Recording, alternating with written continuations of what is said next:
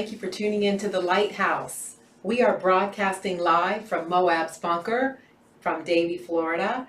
And the show tonight is brought to you by the Lutz Live to Tell Foundation.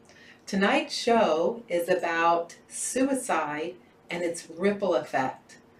When one chooses suicide, that pain that is felt inside is then transferred to the loved ones that you have left behind. And I know this firsthand. I lost my son John to suicide, and his little brother found him. And 18 months later, Justin also died of suicide. And tonight I have a very special guest, Carmen Rivera. Carmen Rivera is an ASIST trainer. ASIST, ASIST, stands for Applied Suicide Intervention Skills Training. And she works for the Army, or she's a contractor for the Army Garrison in Doral, Florida.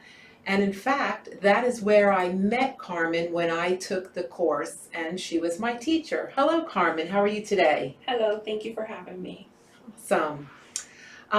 So Carmen, I'm very excited to have you here today.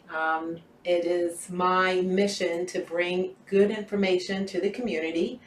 I do want to say that suicide is preventable, so let's squash that myth right away. No, maybe we can't save everybody, but we can save some of the people some of the time. Yes, we can. So, Carmen, tell us a little bit about yourself. Okay. Like you mentioned, I am a contractor working in the United States Army Garrison in Doral. Been there since 2008. I am currently a prevention coordinator, which I specialize in alcohol and drug abuse. But I also have been trained from Living Works, who does the program ASIST. And I've been trained from them since February 2015, and I've been giving classes roughly every 3 months or so on ASIST. That's wonderful. In fact, the Live to Tell Foundation has, I don't know if the right word is partnered with Southcom or the Garrison? The Garrison. With the Army Garrison, and we are now reaching out into the community and getting first responders that are going to the Garrison to be trained, and also Buddy Up members. Yes. From the Let's Buddy Up. So we've had quite a few of our people in our community trained because of the Let's Live to Tell Foundation and the connection with the U.S. Garrison. And we're very excited about that. In fact, there is a Train to Trainer coming up on August 1st and 2nd. August 1st and 2nd? No, it's the 13th. Oh, okay. August 13th. It's for a week. Mm-hmm. And we were able to get firemen involved. And did you get any police officers signed up? I'm not quite sure. I believe so. But it's going to be 2 from the different stations, and then they'll be able to train their people. So it's just spreading, and this is a wonderful thing. So, Carmen, have you lost anyone to suicide? Yes. As a teenager, I lost a friend right after we graduated high school. Then a couple of years ago, I lost another friend, and I've lost a family member. How did you deal with that as a teenager? It was difficult. I didn't quite understand, what was happening or why my friend decided to take his own life.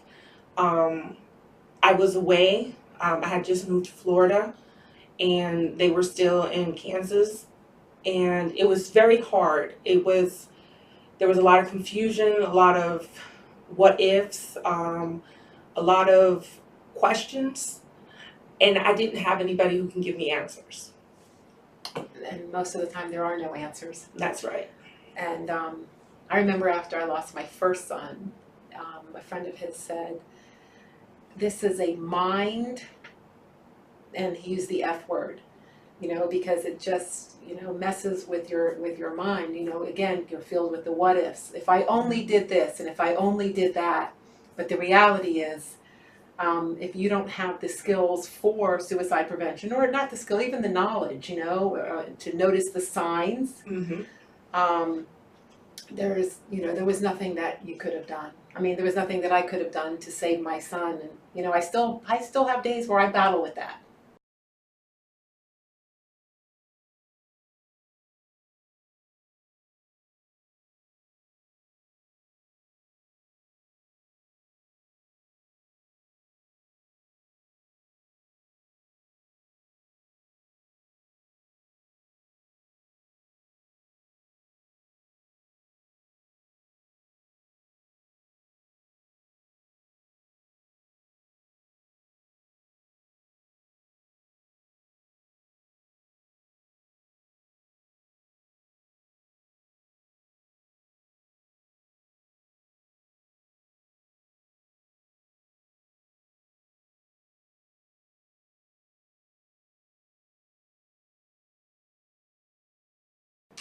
Especially with my younger son. I battle with that, but I bring myself back to reality, and I can't change anything that happened. I can't change it, and I want to live a life. I want to move forward with my life, and I want to be happy. But it's a struggle. It is a struggle. I wish to God that I had my boys here, but I don't. And I believe that's probably the hardest part for a lot of people, is accepting what happened and then moving on. A lot of people have feelings of guilt, feelings of blame, of confusion, and they don't know where to go to get the support that they need to be able to get past that.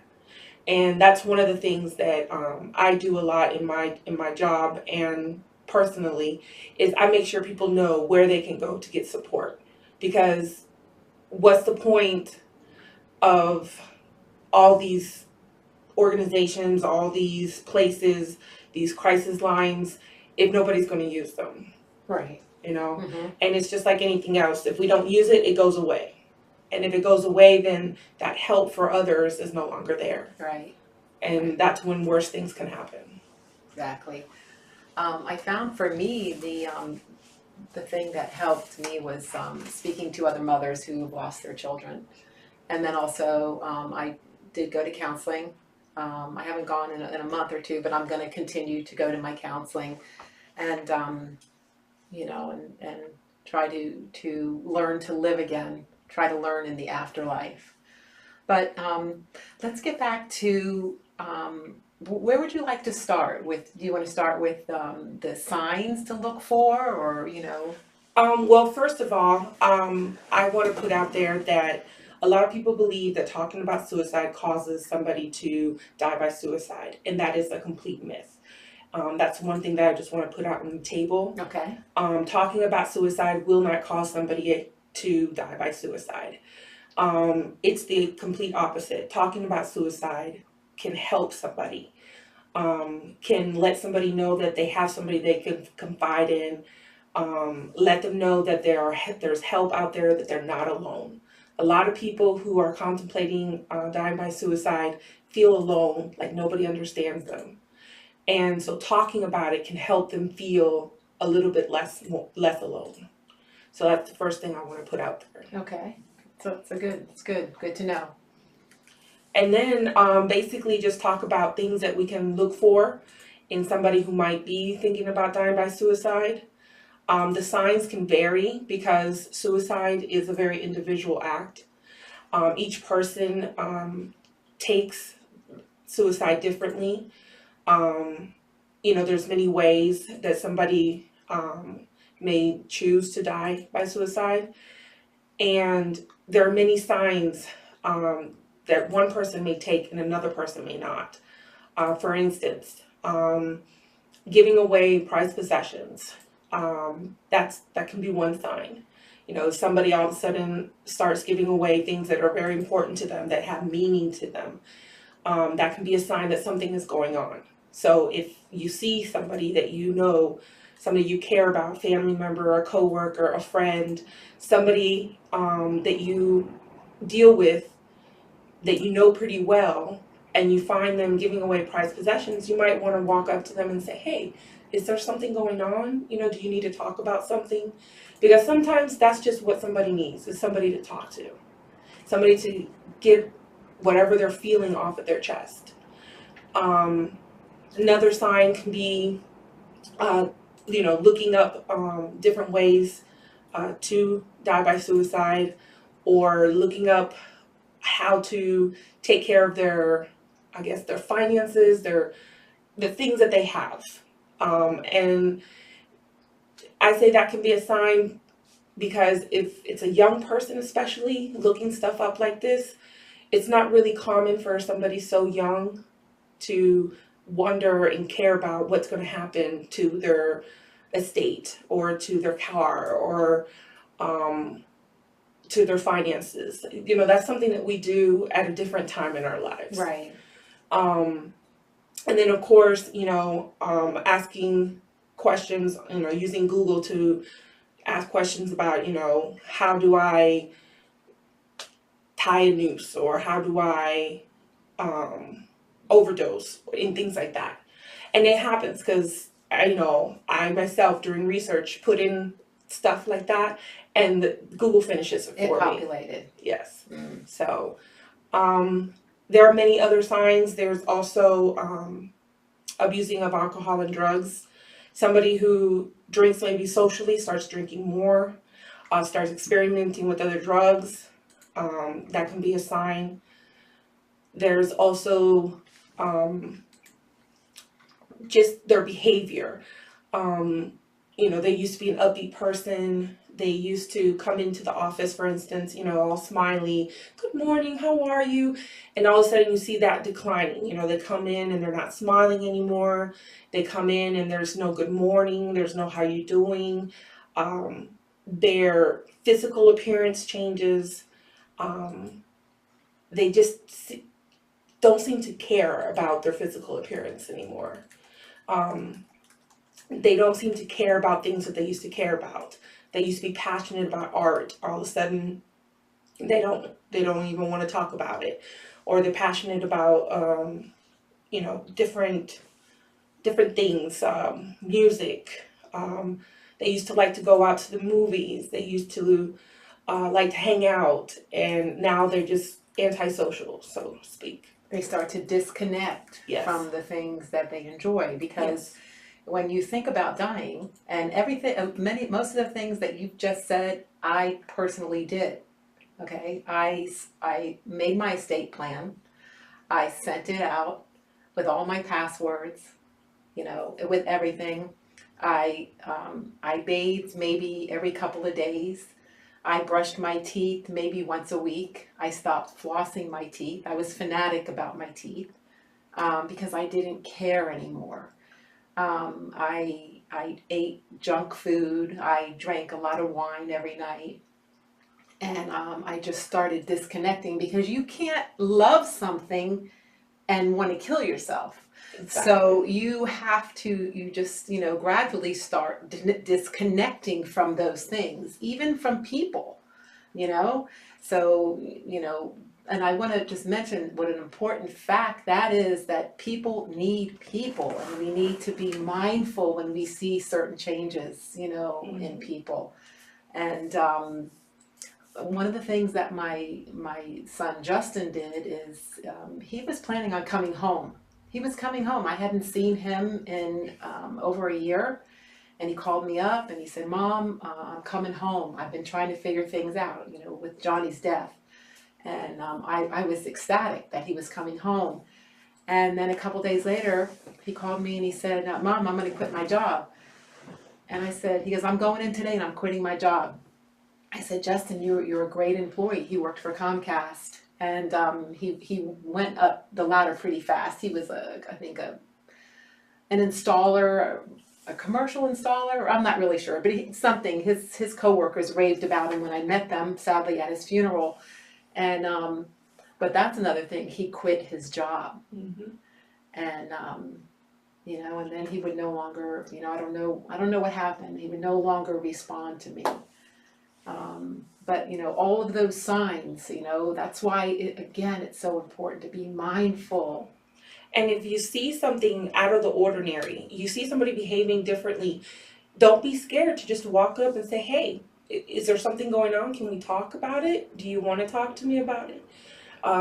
You know, or do you want me to help you find somebody to talk to about it? Because not approaching the person or not seeing and doing something, it just gives you more reasons to have those what ifs. So if you approach the person and they are thinking about dying by suicide, then you just open the door to a conversation that can possibly save their life. Or at least a conversation that will make them think, okay, somebody does care about me because somebody did notice. You know, we've had guest speakers who have tried to die by suicide, and that's one of the things that they said. You know, nobody cared. Nobody asked me if I was okay. Nobody walked up to me and said, hey, how you doing? And sometimes that's all it takes. That's it's so true. My friend Michelle, and my nephew Chris, and my niece Mindy, and my dogs. I put my dogs in there too. But Michelle, she remembered every single date, like, you know, dates that were coming up of my children's death, their holidays, and I didn't even realize that they were coming up on those. And she would know when those days were coming. She was stuck to my side by like glue, you know. And other times, my Chris and Mindy, Chris, you know, came down here several times to stay with me. You know, they would call me constantly, you know, how are you, Auntie? And those things kept me going, you know. It's important to feel loved and feel like somebody cares, because it keeps us connected to people. It keeps us from isolating ourselves. So it's very important. Yeah. And yeah, it is. It's really important, and it's such a just to be kind to people, you know, to be kind and mindful of other people, and you know, you never know the battle that somebody's fighting or what people are going through or what they're thinking. So it's so simple just to be kind, you know. And if you, like your mother always used to say, if you can't say something nice, don't say anything at all. Correct. You know. So did we cover all of the, well, most of the those are probably some of the most common ones. Like I said, signs can be, you know, it varies per person, but those are some of the most common ones. And some people don't show any sign. That's right.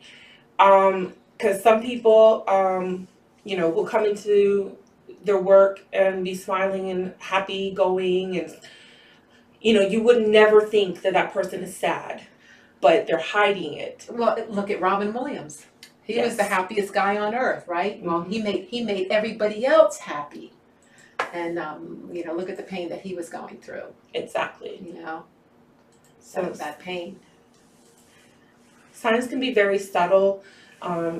Sometimes we don't see them because they were so small, or you know, they, how do I say it? They exaggerated their happiness, kind of like, you know, Robin Williams was always smiling, always happy, always had a joke for somebody, but that's really how they're masking their pain.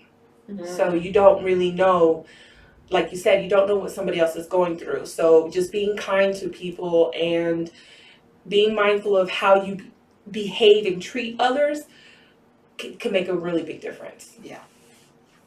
Yeah. Yes. I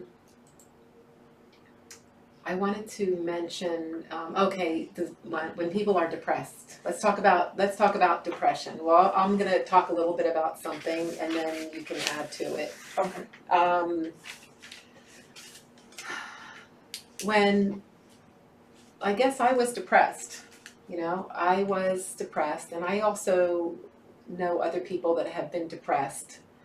And it's actually when you come out of that depression that is the possibility, because when you're depressed, you're too depressed to do anything. You don't care. You just don't care. You don't even care to brush your teeth.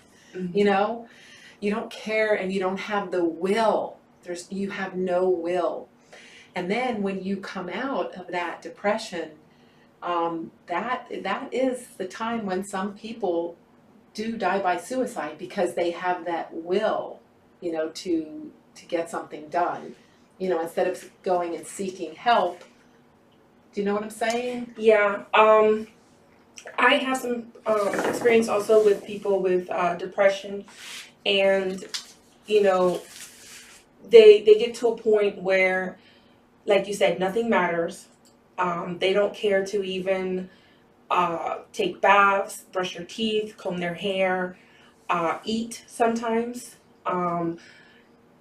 They don't feel like being out of their bubble. Then when they start coming out of it and they start getting a little bit of energy, that's when things can go either way. Like you said, if they don't seek help, it can go bad. If they don't seek, sometimes, some people who are depressed, they absolutely need medication. Some people don't. Some people just need therapy. And if they don't communicate how they're feeling to somebody, all that stays bubbled inside. And then that's when you start to feel alone. You start to feel like nobody understands, that nobody cares.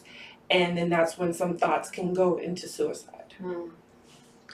I remember, this just popped into my head, like thoughts do, right? Sometimes thoughts pop into our head, and we have to decide whether we're going to entertain those thoughts or not. But it reminded me of a time when I was a teenager, and I did not feel loved by my parents. And I remember coming home from school and sitting at the kitchen table, and my stepfather was at the other end of the house, sitting in his recliner like he did every day, watching TV.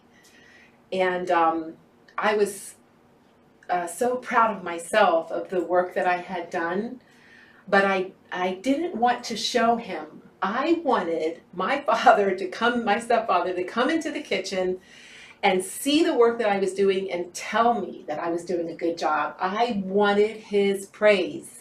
I wanted it. I wanted him to see me, to acknowledge me. I craved it. And I sat in that kitchen, for an hour and a half and waited, and he never came. And I got up from that table, and I was very sad. I mean, I wasn't thinking about suicide, but I'm just, just the thoughts that sometimes, and especially children and teenagers, we have to remember how we were as a child. Their thought process is so different. So just, I don't know, I'm just putting that out there. Well, one of the leading causes of suicide for teenagers is low self-esteem and bullying. So, just having a parent tell you how proud they are of you, acknowledging, the activities that a child does, supporting them in their activities such as baseball, theater, art, music, whatever it may be, makes a great difference in a child's life. It helps build their self-esteem, and it helps them know and hear, hey, you are appreciated, you are important, I love you. It's one thing to say it, but also another thing to show it. And one way to show it is by supporting them in their activities in school, and things like that. Right, and with their time. Exactly. And let's ask our children not what material things make them happy, but what is it that you do or could get involved in that you think might make you happy? You know, we have to teach our children happiness is intrinsic. Doesn't come from the outside. Those are just distractions. We have to teach our children, what is inside. That's where your happiness comes from, inside you, not from any other person or thing. And it's a very difficult task today with, all types of social media out there, all kinds of technology. So it's getting harder and harder to do something like that because kids are so involved in, their phones, their iPads, any other kind of electronics there is out there. So, do you think, I remember when I took your class, we acted out like as if, somebody was going to contemplate suicide. We acted. You paired up the group and, we did that. Would you like to do a little bit of that? Sure. Okay, so I'll be the person that's contemplating, well, you don't know if I am, but let's set up the scenario. We're coworkers, and, usually, I come in and, I got this great outfit on. My hair is always perfect. I'm very well manicured. And, I come in, ready to work, smile, I'm very focused. Okay, now you notice that I start coming in and, I have, my roots are showing, I don't wear any makeup, and you notice the change. So I'm now on my lunch break and, I'm having my lunch. Okay. Hey Janine, what's up? Hi Carmen. Oh, nothing. How you been feeling? I'm okay. You sure? Because you seem to be a little different. How? Well, you used to come in and be all excited and happy, and lately I've just noticed you haven't really been, smiling too much or too excited. Is there something going on? Just not happy. Just not happy anymore, Carmen. Well, tell me about it. I'm listening. I don't know where to start. I really just don't know where to start, Carmen. I'm just at the end of my tether. Well, why don't you start just by telling me, what's going on that has you feeling this way? I lost my children, right? Mm-hmm. And sometimes I just think, what am I doing here? Have you talked to anybody about this? No, I haven't. Are you seeing anybody, after the death of your children? Have you been seeing anybody? No, I haven't. What are they going to tell me? Are they going to be giving my kids back? No, but sometimes it's always good to talk to somebody, just about what's going on and your feelings and, what you're going through. Do you want to talk to me about it? I mean, I'm willing to listen.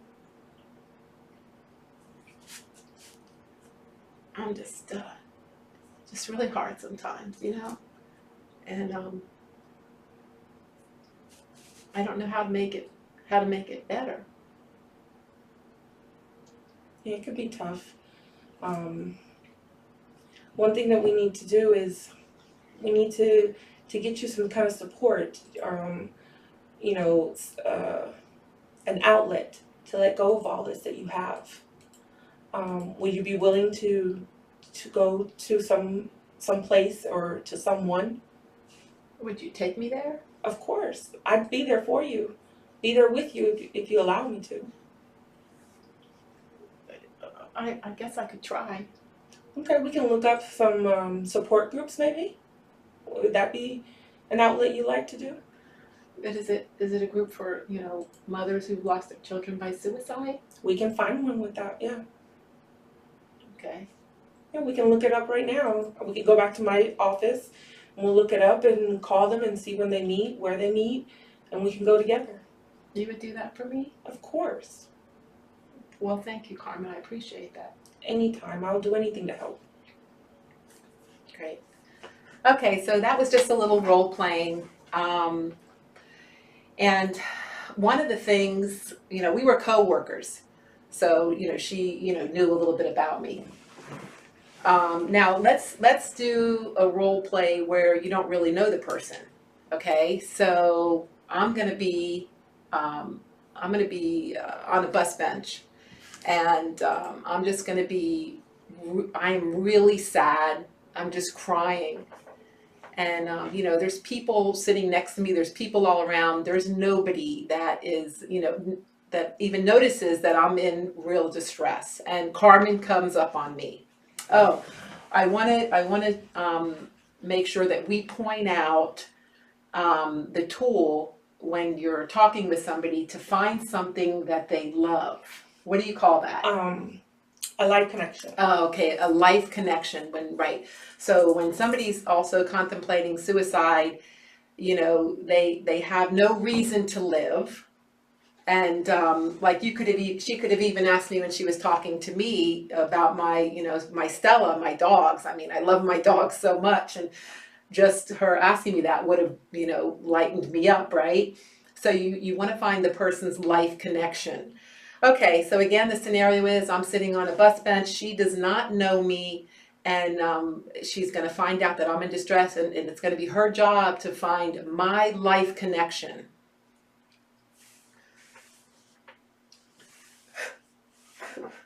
Hi, excuse me. Are you okay? I don't know. What's wrong?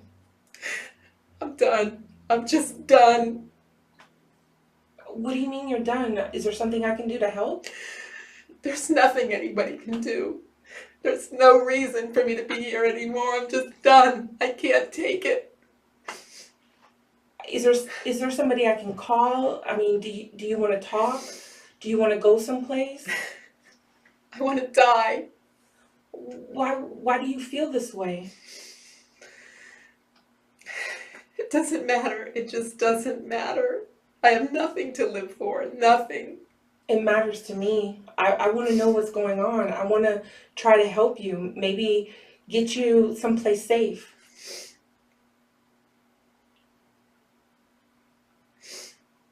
I will listen to you. I'm here. Yeah, I broke up with my boyfriend. And I just have nothing. I lost my job. I'm going to lose my car. I've just lost everything. There's just no reason for me to be here anymore. Okay, you say you lost your boyfriend and your job. Do you have any other family here? Yeah, I have a sister. Okay. Does your sister live near here? No, she lives in Georgia. Okay. Do you have any other family here, or do you have a best friend who lives here? Yeah, I have a good friend here. Okay. Is that somebody that we can maybe call to come pick you up or to help you with this? No, I don't want anybody to see me like this. Okay. I can understand that. Do you want to come and sit with me in the diner, and we can have some coffee and we can talk? No, I don't. Okay, we can stay here. That's fine with me. Why don't you tell me a little bit about yourself?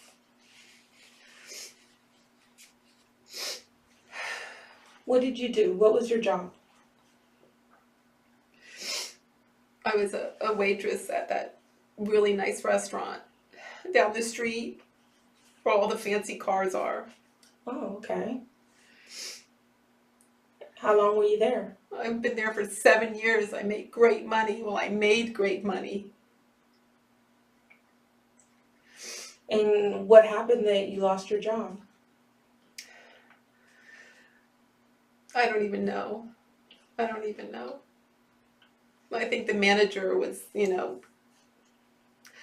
dating some girl and she needed a job, so they fired me. Okay.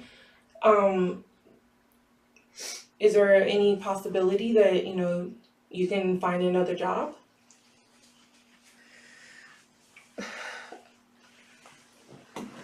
I guess. I guess I could. I mean, there's a lot of restaurants here. It's a big opportunity for waitressing, and from what I know, there's a restaurant just 2 blocks down from here that's even a little bit fancier than the one down the street.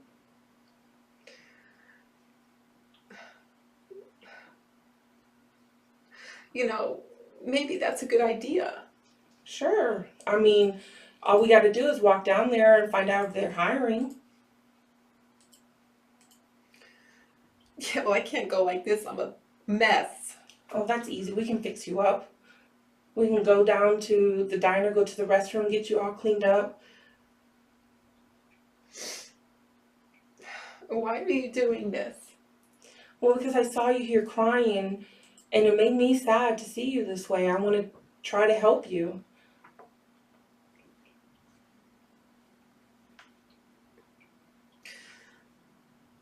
Well, all right, let's go. Okay, let's go get you cleaned up. Okay. All right. Well, that was one scenario, but you didn't find the life. Yeah. What's it called again? The life connection. The life connection. And so when I told you that I had a sister, if somebody tells you they have family member or something like that, you could say, were you close with them? And then you engage them in that conversation with the sister. Yes. You have to remind them, because the thing is when somebody's contemplating suicide, sometimes it's spontaneous. They lose all hope, and the loss of hope is what, the causation sometimes.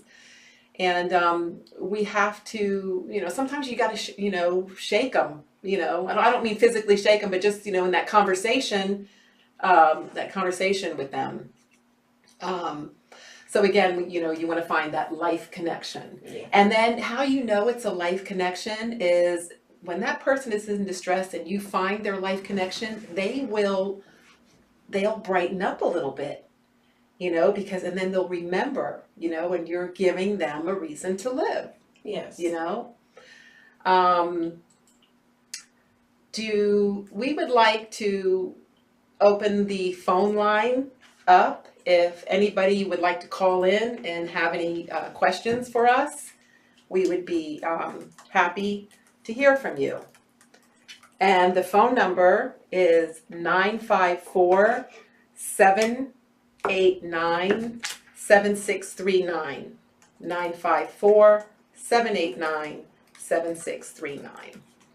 So you can go ahead and call in if you have any comments or questions.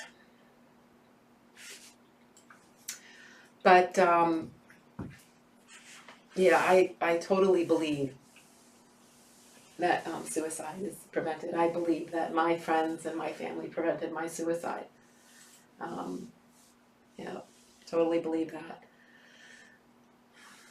And, suicide is something that doesn't affect only the person who's thinking about it. It affects, everybody around them, their families, their co-workers, people in the community. And it can affect somebody extremely bad or extremely hard, and then somebody else might not feel so affected by it until maybe a couple weeks down the line, and they start seeing or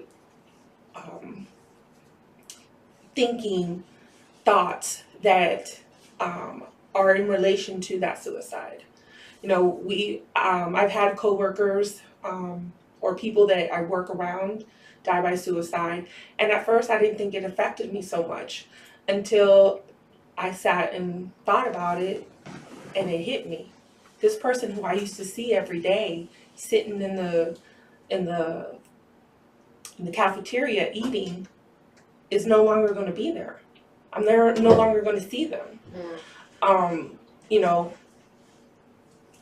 This person used to sit there every day, eat their lunch, eat their breakfast. I used to see them just say hello, and now I'm not going to be able to do that anymore. and it just hit me.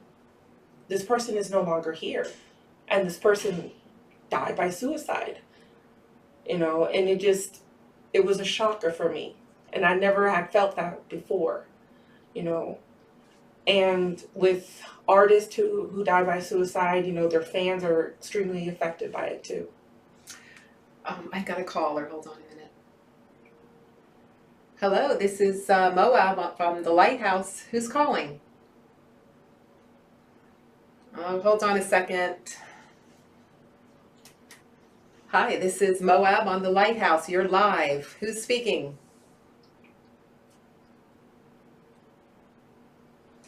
Whoa. One moment. I don't know why it's not working. Well, can you hear me? Why isn't it working?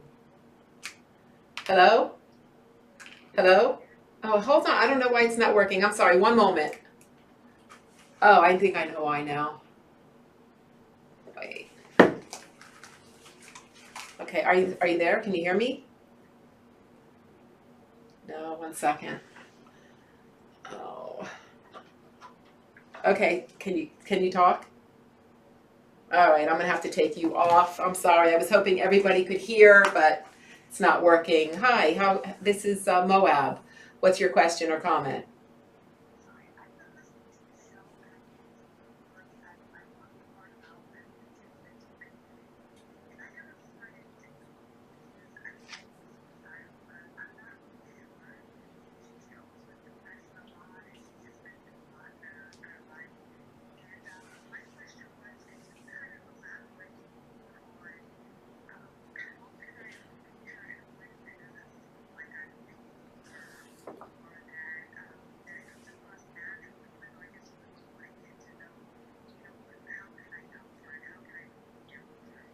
Okay, I have a caller on the line that said she loves everything that we're saying so far. Thank you. And she has a friend that she thinks is suicidal, and she wants to know how can she approach her without pitying her. And hold on, let me just. And was that your question, caller? And did you have something else to add on to that?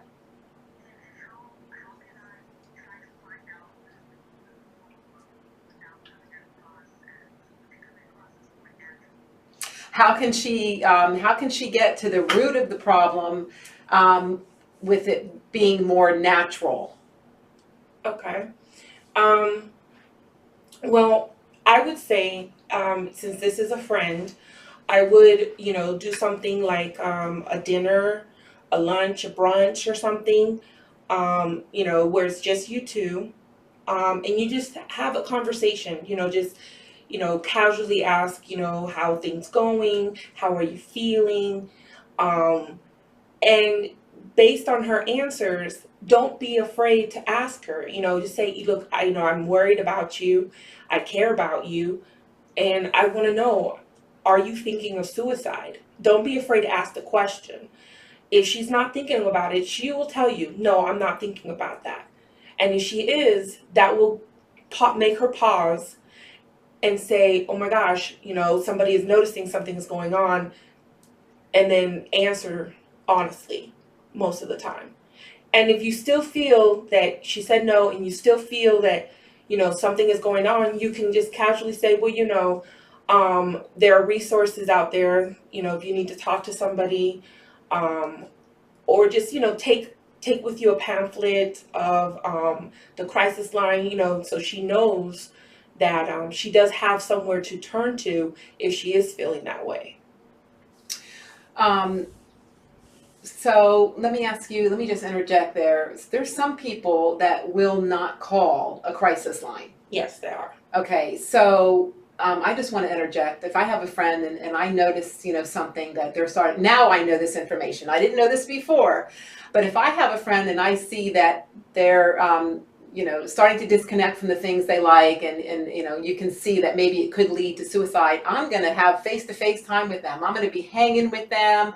I'm going to be, let's go for a walk. Let's go do this. I'm not going to leave them alone. Because sometimes it's just a bump in the road or a hard time that you have to get through. Like if there's any parents out there that are listening who've lost their child, it's the time up to that angelversary date. It's the days before. Maybe, it could be 2 weeks before, it could be 4 weeks before. That's hard for us. It's not the actual day, it's the days before. So sometimes, when you see people like this, face-to-face time. Don't call them, don't text them, say, hey, are you okay? Get in their face. Hey, let's go for a walk. Let's go do this. And let's also do this without alcohol. Exactly. You want to avoid alcohol or any other drugs. You want to pick a space that's comfortable for both of you, if possible. And you want to, like I said, just sit there with them and have a conversation with them and listen to them. Really listen to what they're saying. Yes. Right. Sometimes you just have to be an ear for somebody. Mm-hmm. Just listen so they can get it off their chest. That's what relieves the pressure. Yes. Caller, did that answer your question? Oh, you're welcome, and thank you. Bye-bye. She said yes, and thank you so much. Good, I'm glad. So that was awesome.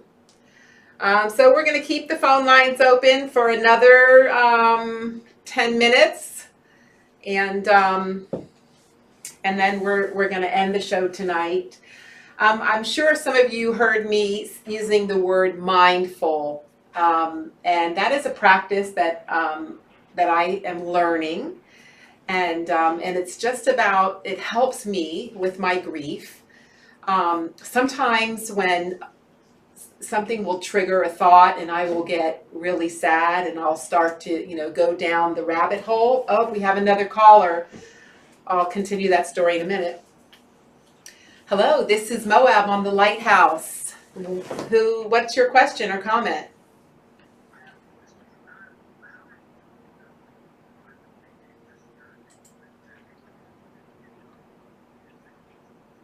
That is an excellent question. Okay. The caller says, how do you know when, just being a listener, or how do you know when it's a real cry for help, when it's, a crisis situation? Is that correct, caller? Yes. I guess you would have to basically use your intuition and your gut, based on how the conversation is going, on their responses, what they're saying to you. If they're saying to you, I'm ready to go, I'm ready to do this, I'm going to do this now, you would want to, get some help immediately. If they're saying, no, I'm going to do this now. And then you just have to choose or find the right help. That's why it's important to know more than one different resource in your community that will help with suicide or will help with a crisis intervention. Because like you said, not everybody's going to use the crisis hotline, but maybe somebody will be willing to go to a therapist or a counselor or the emergency room or something like that. Caller, did that answer your question? Okay, thank you. Thank you for calling in. Bye-bye. I wanted to interject on that, Carmen. There were some steps, and I don't recall them. Okay, so when you ask somebody, are you thinking about suicide, and they tell you yes, the first step is to make sure that they're safe, mm-hmm. that there's no weapons. Right. Like if you're at somebody's apartment, you want to if your friend has guns, the first thing that you need to do is secure those guns. Correct. And also make sure that you're not going to be harmed. Mm-hmm. And then for their safety, so you do not leave that person alone until you get them the help that they need. So you make a plan. it's coming to me now. I'm remembering what I learned from her class. So if somebody tells you that, yes, they are contemplating suicide, you're going to find that life connection. You're going to, reel them back in, and then you're going to make a plan. And that's what Carmen gave an example of, is she made a plan to help me find another job when we were role playing. But again, keep them safe. And if they have guns in the house, I'm going to take your guns and lock them up for right now. And they'll be okay for that. People, they don't want to die. Yes. People want to live. They just don't know how to deal with whatever situation that they're going through right now. And they feel like suicide is the only answer to it. Right. And it's not. And it's not, exactly. It's not the answer. And, that was a really good question, caller. Is there anything else that you want to tell the audience? Because it's almost time to wrap it up. Just that, when it comes to suicide and losing somebody to suicide, I know that it can be difficult because, I've gone through that myself with friends and a family member, but we all grieve differently and we all deal with it differently. The important thing to do is find support, find help, talk to somebody. Don't be scared to look up, a therapist or a counselor and go in for a couple of sessions and talk about what's going on, talk about how you're feeling, your thoughts. Just get, some support from somebody. And also, lean on your friends, lean on your family members. They all care for you, they all be there for you. But if you don't let them know what's going on, they're not going to know. So, talk, get it off your chest, find support, find help.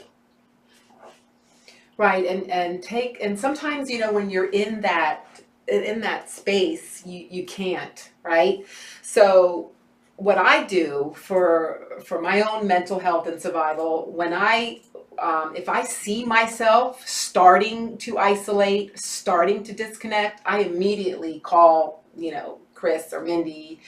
I immediately call them, or, another Janos, my friend who lost her son by suicide. I can see, I know the pattern. I've been living through this so I reach out and don't let myself get into that dark hole. So that's good. Any more callers out there? I think I fixed the phone. I had it on mute. The phone was on mute. That's why it wasn't working. So anyway, it's fixed now. Anyway, well, it was great having you today. I think that we gave a lot of good information out there, and I think it was really good. Well, I just hope that, for anybody who's listening, if you are going through something, or somebody who is going through something, that anything we've said here today will help. I gave you some resources that I hope that everybody gets an opportunity to see. There are different types of resources within the community that you can use. You don't have to just use one. You can use one or two. Choose which one is best for you. And just remember that you're not alone. There are many people out there who are having the same thoughts as you.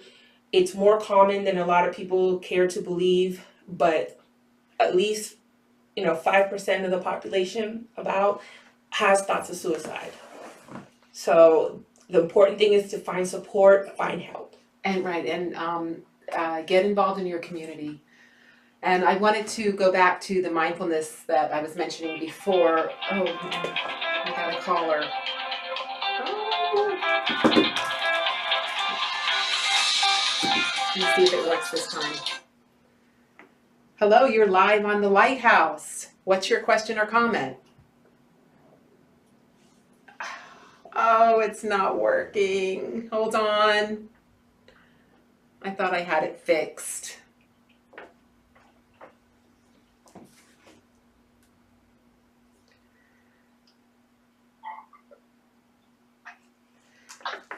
You're live on the Lighthouse. What's your question?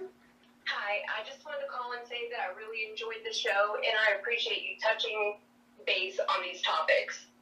Well, thank you. Appreciate your feedback. Thank you so much. Bye. Thank you. Bye-bye. I need a technical difficulty person. I am not technically savvy.